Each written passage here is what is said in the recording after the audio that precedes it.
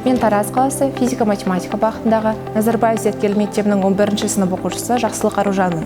Менің ғылыми жобамның тақырыбы волейбол ойында жеңіске жету алгоритмінің математикалық есептеулері деп аталады. Егер де менің жобаммен толығырақ танысқыларыңыз келсе, ендеше кеттік. Өкінішке орай, Қазақстан волейбол саласында әлемдік біріншіліктерде өзін көрсете алмай келеді. Менің ойымша, бұл еліміз үшін үлкен проблема, және де осы мәселені шешу барысында мен математика мен спортты байланыстырып, спорттың ішінде осы волейбол саласын байланыстырып, волейбол ойында жеңіске жетуге көмектесетін алгоритмді ойлап таптым. Яғни зерттеу процесін екі түрлі кезеңге бөлдік. Ол теоретикалық және практикалық. Теоретикалық кезеңде біз әдебиеттермен шолу жасадық, әртүрлі шетелдік және қазақстандық кітаптар мен ғылыми сайттарды оқу барысында волейбол мен математиканың байланысын анықтадық. Ал практикалық бөлімде ең алдымен Тараз қаласы физика-математика бағытындағы Назарбаев зияткерлік мектебінің волейбол құрама командасы мен Тараз аренадағы әйелдер құрама командасына практикалық зерттеу жүргізілген болатын.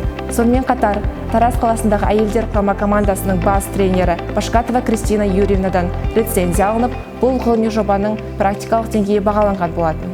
Практикалық деңгейде анықталған математикалық есептеулер компьютерлік қосымшада моделленді. Media Pipe Pose Estimation бағдарламасында біз белгілі бір бұрыштарды және волейболшының соққыларының эффективтілігін анықтайтын қосымша жасадық. Аталмыш қосымша кез келген компьютерлік бағдарламада орнатылып, кез келген волейбол командаларымен қолданысқа енген болатын.